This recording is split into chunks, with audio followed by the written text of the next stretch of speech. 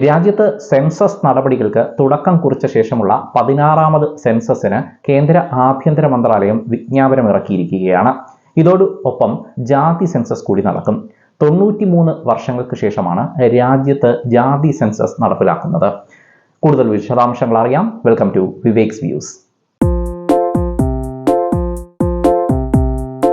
2 ഘട്ടങ്ങളിലായിട്ടായിരിക്കും ഈ സെൻസസ് നടക്കുക. ഒന്നാം ഘട്ടത്തിൽ വീടിൻ്റെ വിവരങ്ങൾ, ആസ്തികൾ, സൗകര്യങ്ങൾ ഇതെല്ലാം രേഖപ്പെടുത്തും. 2ാം ഘട്ടത്തിലാണ് ജനസംഖ്യാ കണക്കെടുപ്പ് നടക്കുക. ഓരോ കുടുംബങ്ങളിലെയും അംഗങ്ങളുടെ എണ്ണം, അവരുടെ സാമ്പത്തികവും സാംസ്കാരികവും സാമൂഹികവുമായിട്ടുള്ള വിവരങ്ങൾ ഇതൊക്കെ 2ാം ഘട്ടത്തിൽ ശേഖരിക്കും. ലഡാക്ക്, ജമ്മു കാശ്മീർ, ഉത്തരാഖണ്ഡ്, ഹിമാചൽ പ്രദേശ് എന്നിവിടങ്ങളിലെ മഞ്ഞുകാലാവസ്ഥ പരിഗണിച്ച് അടുത്ത വർഷം ഒക്ടോബർ 1 അവിടെ സെൻസസ് നടപടികൾ തുടക്കം കുറിക്കുക. മറ്റിടങ്ങളിൽ അതിൻ്റെ അടുത്ത വർഷം 2027 മാർച്ച് 1 ഈ നടപടികൾ തുടങ്ങുക. 10 വർഷം കൂടുമ്പോഴാണ് സാധാരണ ഈ സെൻസസ് നടക്കുന്നത്. 2021 നടക്കേണ്ടതായിരുന്നു. എന്നാൽ കോവിഡ് പ്രതിസന്ധി കാരണം അത് കേന്ദ്ര സർക്കാർ അത് മാറ്റിവെക്കുകയായിരുന്നു. ഈ പണ്ട് കാലത്ത് സെൻസസ് നടപടിക്രമവും രാഷ്ട്രീയവുമായിട്ട് യാതൊരു ബന്ധവുമില്ലായിരുന്നു. കാരണം ഈ കണക്കെടുപ്പിലൂടെ അക്ഷരങ്ങളുടെ എണ്ണം അല്ലെങ്കിൽ താഴ്ന്ന ജാതിക്കാരുടെ എണ്ണം ഇതൊക്കെ കണ്ടുപിടിച്ചാൽ പോലും അവർക്ക് ജോലി കൊടുക്കുക എന്നുള്ള സംവിധാനമൊന്നും അന്ന് നിലവിൽ ഇല്ലായിരുന്നു. എന്തിനേറെ പറയണം, ഒരു ജോലി, ഭാവിയിലൊരു ജോലി കിട്ടുന്നത് മാത്രമല്ല, അതിലേക്ക് എത്തിക്കുന്ന വിദ്യാഭ്യാസത്തിന് പോലും അവർക്ക് ഈ താഴ്ന്ന ജാതിക്കാർക്ക് പണ്ട് അവസരം നിഷേധിക്കുന്ന ഒരു കാലഘട്ടം ഉണ്ടായിരുന്നു. ഇന്ന് അതല്ല സ്ഥിതി. ഇന്ന് ന്യൂനപക്ഷമായാലും താഴ്ന്ന ജാതിയിൽപ്പെട്ടവരായാലും പാവപ്പെട്ടവരായാലും ഇവർക്കെല്ലാം വിദ്യാഭ്യാസത്തിന് സംവരണമുണ്ട്. അതുപോലെ തന്നെ ജോലിയിലും സംവരണമുണ്ട്. ഇപ്പോൾ മുന്നാക്ക വിഭാഗങ്ങൾക്ക് 10% സാമ്പത്തിക സംവരണവും ഏർപ്പെടുത്തിയിരിക്കുകയാണ്.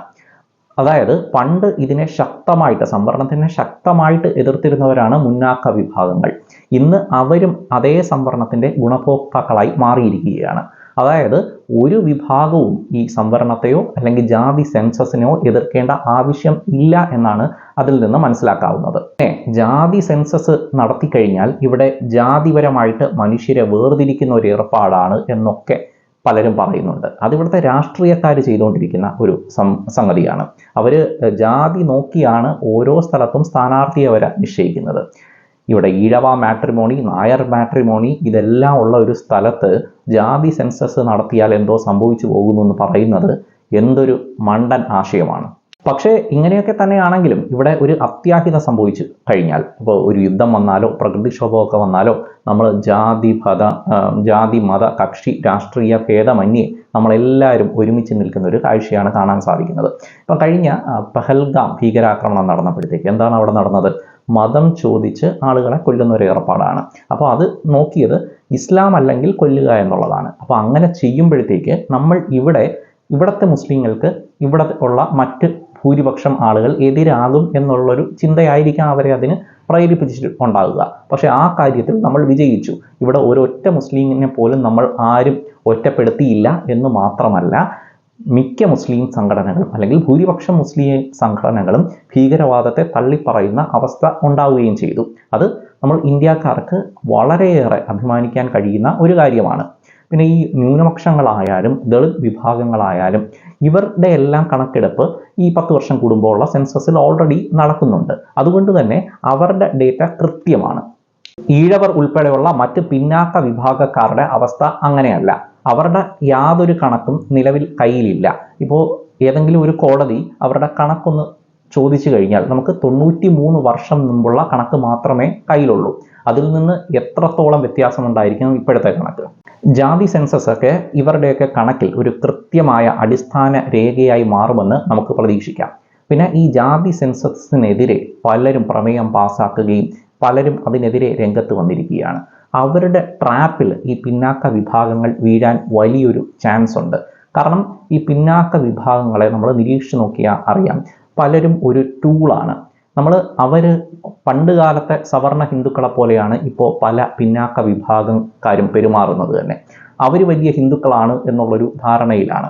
ആരാണ് സത്യത്തിൽ ഹിന്ദു? വേദങ്ങളിലേക്ക് പോയാൽ ബ്രാഹ്മൺ, ക്ഷത്രിയൻ, വൈശ്യൻ, ശൂദ്രൻ. ശൂദ്രൻ എന്ന് പറഞ്ഞാൽ ഇപ്പോഴത്തെ നായർ. അതിന് താഴോട്ടുള്ളവരെയൊന്നും ഹിന്ദുക്കളായി തന്നെ പരിഗണിക്കുന്നില്ല, മനുഷ്യരായി തന്നെ പരിഗണിക്കുന്നില്ല. അപ്പോൾ ഇവരൊക്കെ എന്തിനാണ് ഈ ഷോ ഓഫ് കാണിക്കുന്നത്? ഇങ്ങനെയുള്ള അനാവശ്യ ഷോ ഓഫ് കാണിച്ചിട്ട് സ്വന്തം കുഴിയിൽ ചാടുന്ന തീരുമാനങ്ങളിലേക്ക് എത്തരുത്. അങ്ങനെ ആരുടെയും ട്രാപ്പിൽ വീഴരുത് എന്ന് പ്രത്യേകം ഓർക്കണം. അപ്പോൾ സെൻസസിൻ്റെ വിവരങ്ങൾ ശേഖരിക്കാൻ ആളുകൾ വരുമ്പോഴത്തേക്ക് കൃത്യമായ ഡേറ്റ ആണ് കൊടുക്കുന്നത് എന്ന് ഉറപ്പുവരുത്തണം. നമ്മൾ ഒരിക്കലും നമ്മുടെ ഒറിജിനൽ ഡേറ്റ മറച്ചു വെക്കരുത്. കൃത്യമായ ഡേറ്റ കൊടുത്തു എന്ന് ഉറപ്പുവരുത്തുകയും വേണം. കൊടുക്കുക മാത്രമല്ല, അത് നമ്മൾ പരിശോധിക്കുകയും വേണം, കറക്റ്റായിട്ടാണോ അത് നോട്ട് ചെയ്യുന്നത് എന്നുള്ളത്.